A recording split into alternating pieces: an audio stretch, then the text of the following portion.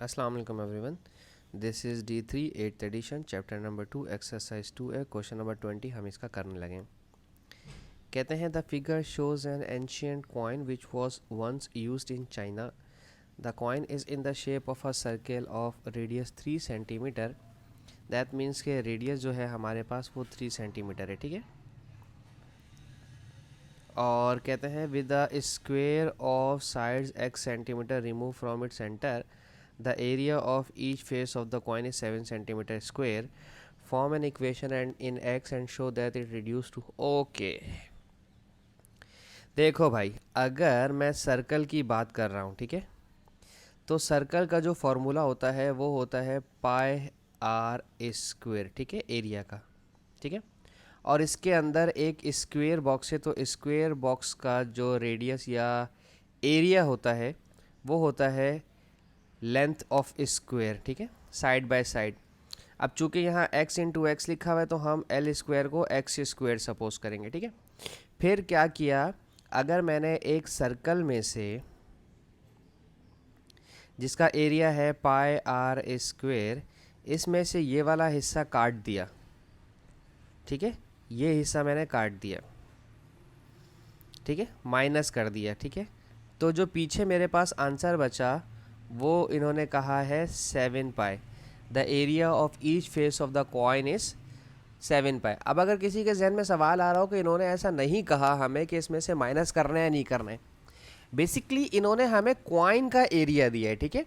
और कॉइन के बारे में इन्होंने इन्फॉर्मेशन दी कि एक सर्कल है और उसके सर्कल के बीच में से हमारे पास एक होल हुआ हुआ है, कटिंग हुई हुई है, ठीक है ना। तो यूँ समझ लीजिए हमारे पास जो कॉइन है वो इस तरह से है कि बीच में से इसमें होल हुआ हुआ है। आप इसमें कोई डोर वगैरह डाल के इसे गले में भी आप पहन सकते थे, ठीक है। तो इसका जो एरिया है टोटल वो है 7 पाई। किसका एरिया? ये वाला जो मैं रेड कर रहा हूँ, ये जो मैं रेड पार्ट शेड कर रहा हूँ, और जो ब्लू पार्ट है समझ लीजिए बीच में से होलो है। हमारे पास कहीं वाइट कलर मिलेगा? एक सेकंड दिखाइए, मैं आपको अभी आपका मसला हल कर देता हूँ। देखें, ये देखें, ये बीच में से होलो है इस तरह से, बिल्कुल एम्प्टी, ठीक है। अब कुछ कुछ बात क्लियर हो रही है? एम्प्टी नज़र आ रहा है ये? चले, सही है। ये बिल्कुल बीच में से एम्प्टी है और हमारे पास बाकी का जो ये हिस्सा है ये हमारा एरिया था जो कि 7 पाई था।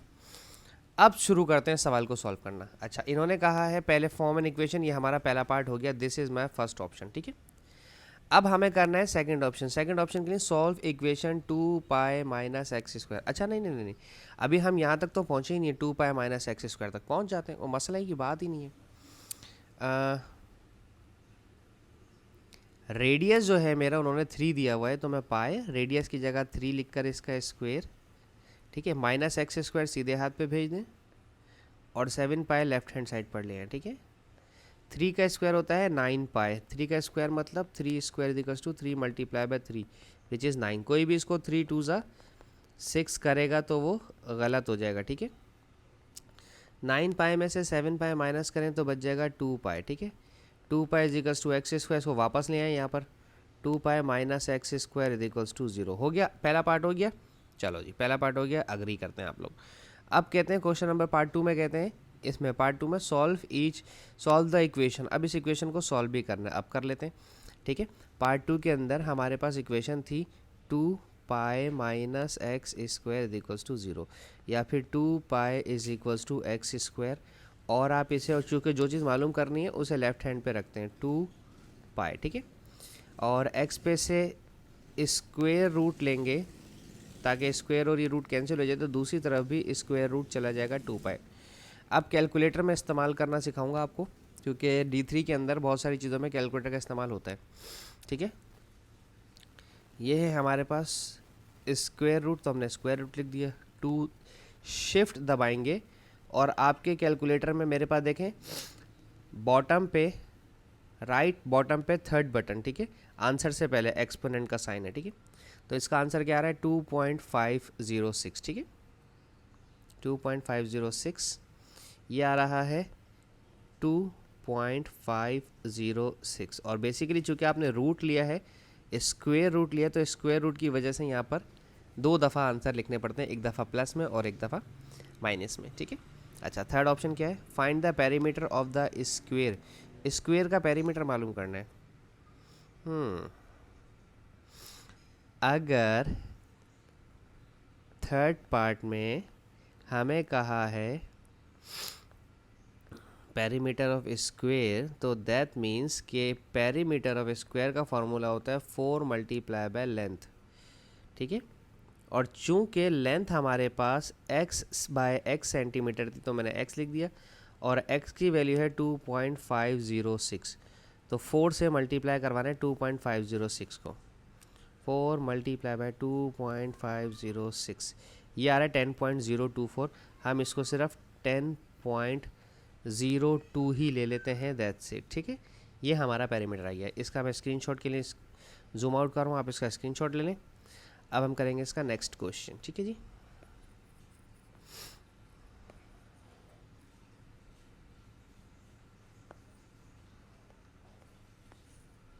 क्वेश्चन कौन सा है अब नेक्स्ट? 21, ओके, इजी है, इतना मुश्किल नहीं है। कह रहे हैं Nadia walks at an average speed of x + 2 kilometre per hour for x - 3 hours and cycles at an average speed of this kilometre per hour for x hours, she covers a total distance of 74 kilometre, form an equation. अच्छा यार रुक जाओ, पहले सब्र करो, दो चीज़ें यहाँ पर, ठीक है।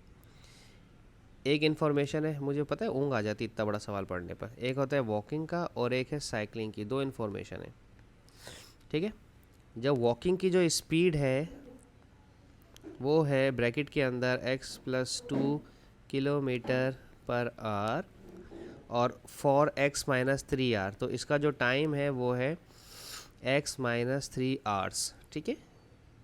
And cycles at an average speed of, तो साइकिलिंग की जो स्पीड है वो है 3x + 5 kilometre per hour for x hours, तो इसका जो टाइम है वो है x आवर्स।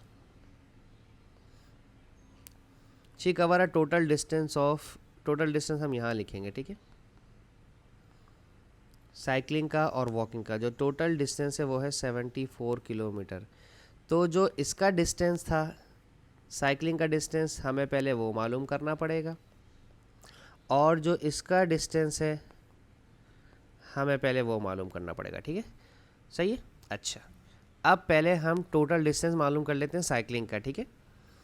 फॉर्मूला क्या होता है? फॉर्मूला होता है हमारे पास स्पीड = डिस्टेंस अपॉन टाइम,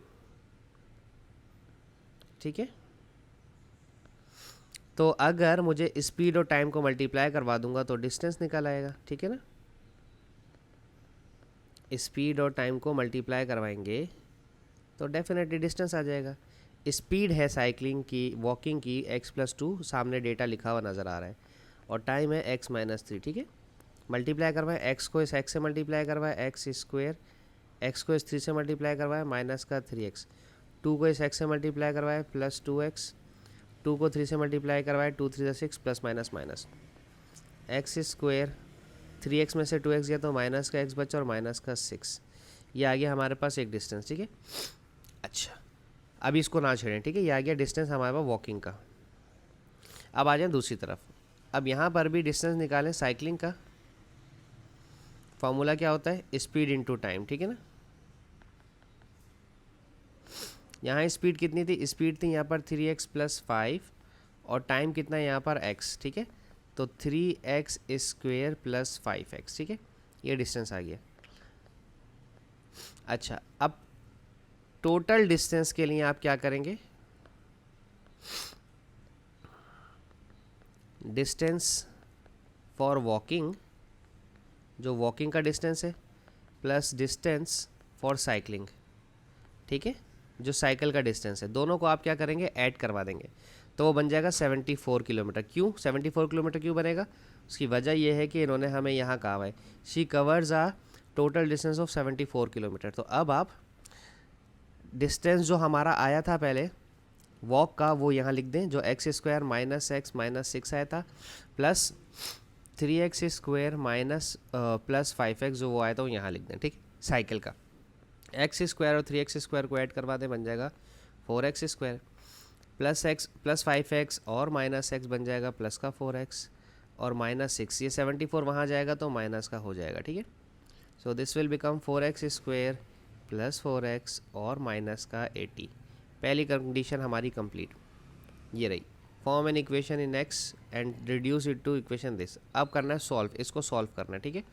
तो सॉल्व करने के लिए पार्ट 2 के लिए मैं इस इक्वेशन को ले रहा हूँ 4x स्क्वेयर, अच्छा 0 के इक्वल लेना, plus 4x minus 80 equals to 0, यहाँ 0 था, ठीक है। ये हमारी यहाँ तक बात ख़त्म हो गई थी। अच्छा, इन सबको 4 से डिवाइड करवाएंगे तो ये 4 से डिवाइड होकर एक्स स्क्वायर, 4 से डिवाइड होकर एक्स, 4 से डिवाइड होकर 20। अब मिडिल टर्म तोड़ेंगे तो 5 4 द 20, 5x में से 4x माइनस करेंगे तो 1 आ जाएगा और मल्टीप्लाई करेंगे तो 20 आ जाएगा। कॉमन ले ले, x plus 5 minus 4x minus minus plus 4 5 ज़ा 20 is equals to 0। x plus 5 दोनों ब्रैकेट्स कॉमन ले लें तो बाकी x और माइनस 4 बचा इज इक्वल्स टू 0। तो अब यहाँ पर आपके पास दो आंसर है, x प्लस 5 की वजह से माइनस 5 आएगा और x माइनस 4 की वजह से प्लस 4 आएगा, जो एक्सेप्ट कर लिया जाएगा क्योंकि x मेरी क्या है, टाइम है, और टाइम कभी भी नेगेटिव नहीं हो सकता। x टाइम क्यों है, क्योंकि इन्होंने मुझे यहाँ पर देखो ये बताया हुआ है x आवर्स, तो मुझे इससे पता चल रहा है कि जो x है मेरा वो टाइम के तौर पर इस्तेमाल हो रहा है। अच्छा, अब हमें क्या पूछा है थर्ड पार्ट में, थर्ड पार्ट में कह रहे हैं, ये तो हो गया ना सॉल्व फॉर द इक्वेशन हमने कर लिया, कहते हैं find the time taken for the entire journey. Time मालूम करना है, ठीक है।